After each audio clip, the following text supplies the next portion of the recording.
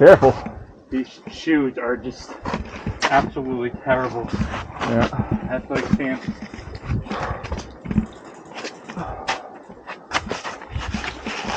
I'm gonna take my time here.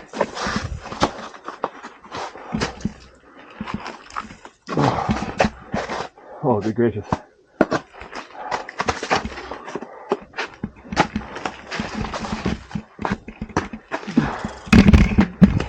I just don't want to pop my ass.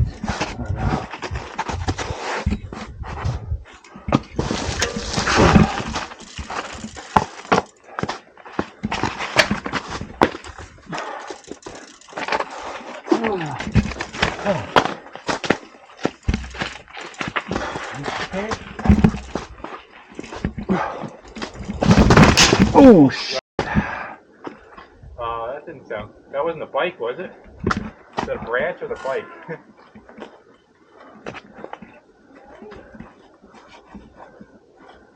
It was the bike. Huh? It was the bike.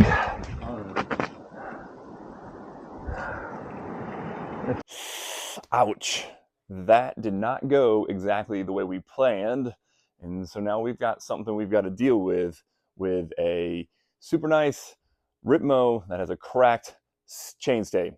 So what do? How do we go about getting our cracked carbon frame repaired after an awesome adventure in Longdale Furnace? Stay tuned and we'll find out so you can get out there and find that flow.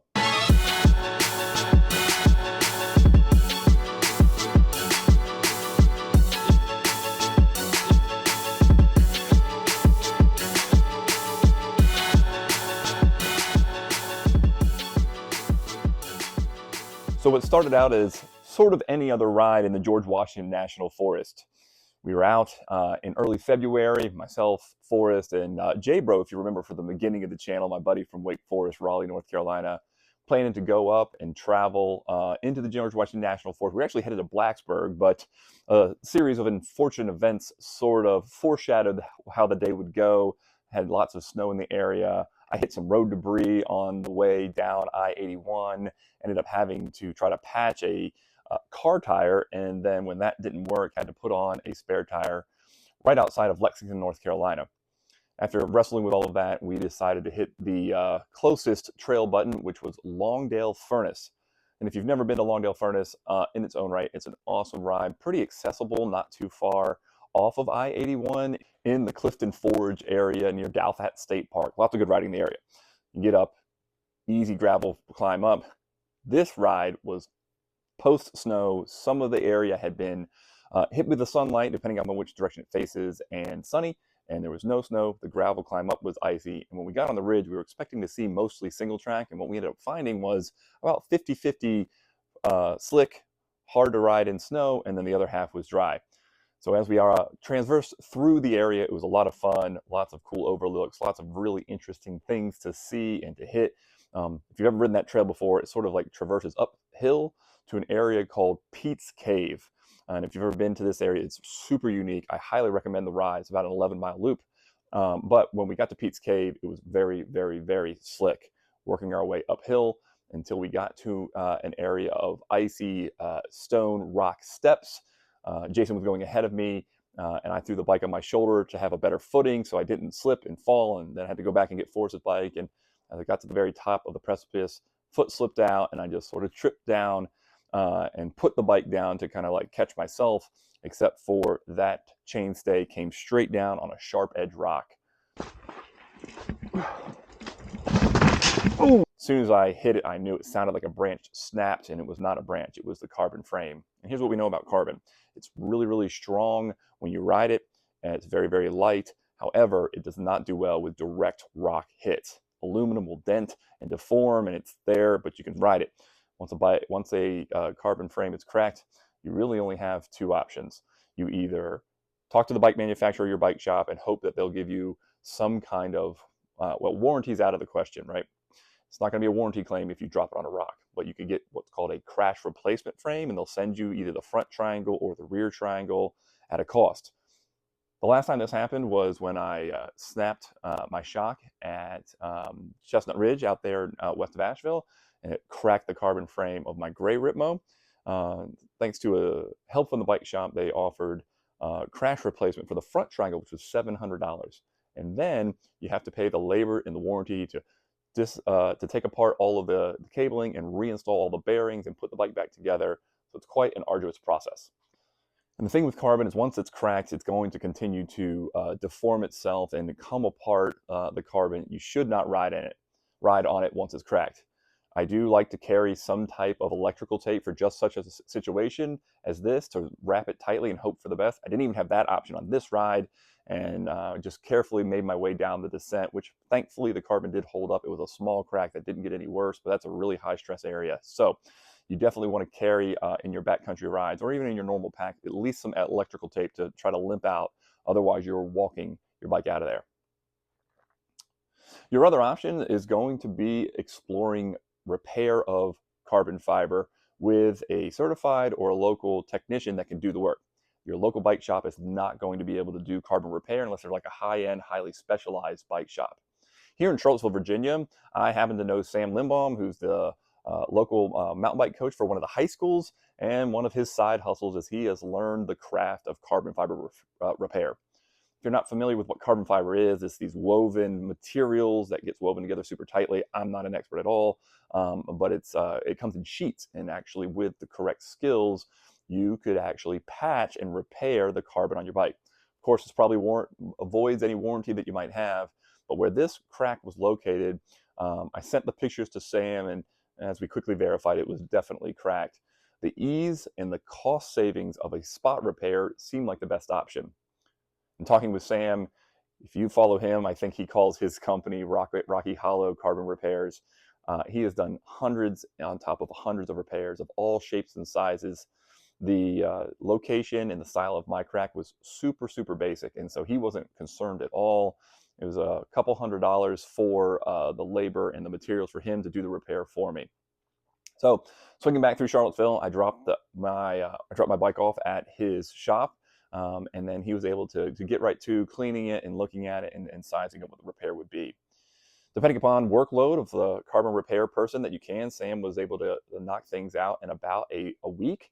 And what you'll hear when you speak to him and the variety of repairs that you've seen done or he's seen done is that the actual spot of the repair with the layers of carbon that's put back on there, it is even stronger in theory than the actual carbon when it comes made. Rock solid, huh? Yeah. That's what it sounded like when I hit it. Now, you could probably make the argument that that's not true depending upon the way that things stress and everything like that. But I had the confidence of knowing that Sam has done this for high-end mountain bikes, high-end road bikes. Shoot, I've even seen him do or seen posts and images of him doing repairs for carbon fiber on Ferrari parts. So with that confidence and knowing where this location was, I felt fine to have him do that. Again, he warranties his work for anything outside of like another rock stroke. If anything were to ever come apart or not look secure, he could redo it. That's definitely not a concern that I have, knowing the experience that he has. So in your area, you'd have to do some research. I don't know if there's a Sam that exists locally that could do some sort of spot repair. It's probably less likely that there is. I mean, Sam has people coming down from Northern Virginia, Central Virginia, and all over the state of Virginia. So again, depending upon workload, definitely something that you could explore depending upon how bad you want to pay the extra money for a crash replacement bike from your bike company. Again, the other benefit for me here was to replace that rear triangle would have meant a couple $100 of labor in addition to the couple $100 of whatever IBIS would have charged me for a crash replacement of that rear triangle. All the labor, all of the time would just not have been worth it for me. And having the confidence of Sam's expertise on the subject, I had no reservations having him do the repair. So once he was complete, it took him about a week, and that was just because he had some family travel in between. It would have been even faster than that. Thankfully, he didn't have a ton of workload at that time. And then you can see here, you're not going to have it painted, right? So you have to explore, do you put a tape or something else over top of the image, unless you like the way the bare carbon looks next to this, color of the bike frame. And you've got it wrapped up and smoothed out and cured in. Looks good to go. I've already gotten a couple of rides on the bike, and I can't tell a difference. It seems to be holding strong, and I do not have any concerns about any sort of like catastrophic failures, knowing the experience that we have with Sam. So those are really your two primary options if you happen to crack your carbon bike frame repair. Now remember, your bike warranty will most likely cover a whole host of like regular riding things, over time, overuse, things and cracks will potentially form with carbon. The only time I've ever cracked carbon has been riding really hard and hitting something. If you smash something, that is not a warranty claim. Otherwise, carbon fiber is really, really strong except for direct hits. You do have to worry about that riding in super rocky areas. That's very, very possible where you could hit rocks and it could scrape and crack. Those aren't warranty claims. And then you have to explore crash replacement or spot carbon repair, which is much different than aluminum. And so you just weigh the costs and benefits when you're looking at a different bike. Do you go aluminum, which if it dents and dings and scrapes and scratches, that's fine. You can keep riding it. If you crack carbon, you've got to deal with it. You can't keep riding carbon. That is super unsafe and not recommended at all. So all overall, I'm very, very happy with the way that this has played out. It's given me lots of flexibility to know that I can do this if it has to happen. Obviously, I mean, this is the second or third time in my riding career that I've had to do something in this category. The first two times I went through warranty and or crash replacement. It just took a lot longer. It was a little bit more expensive, unless you happen to find the bike company that's willing to like throw you a bone on your first crash replacement or something like that. That won't cost as much. Repeat offenders, you're going to pay for it. Most of the time, you're going to pay for it. If this had been a more critical area, maybe I would have considered that crash replacement, like if I'd smashed the front triangle in, and at some point you get to a place that's so cracked or so severe that maybe a full carbon patch isn't even an option, you'll get to that. But for the layer of this and everything else that we had there, I think it was the right option. I'll probably throw a nice FoCo or cognitive sticker across where it is so it looks a little bit more normal. And then, of course, the only other thing to consider is when you go to resell the bike, you're going to have to disclose that you had a carbon repair done. Some people will see that as a deal breaker. Some people will know how good carbon repairs are. They won't care at all. It's probably going to impact the resale value a little bit. Here's what we know right now. Resale on used bikes is not good at all. I plan on hanging on to the green Ritmo for quite a while. And don't quote me on that. I always get antsy and end up making a switch. But it won't be because I think I can get a lot of money for the Ritmo. It's a great bike. I love it. It rips. But with new bikes being 25 to 30% off most of the time these days, worrying about the resale value of the Ritmo is just not a concern for me right here in 2025. Maybe that changes. Maybe that pendulum swings back when, I sold my first black Ritmo for almost what I paid for it back during the pandemic. Those days are over. And so we're in a whole new world here where, spot carbon repair is worth considering if you're comfortable with the risks. So I hope you found this video helpful. Super interesting. If you've got other experiences, comment below on how you've handled your carbon repairs. Definitely make sure you keep liking and subscribing and sharing the channel. We continue to grow. I love all of the comments and interactions from all of you, and really appreciate all the opportunities to share some of my tips and tricks along with all the cool places that we ride.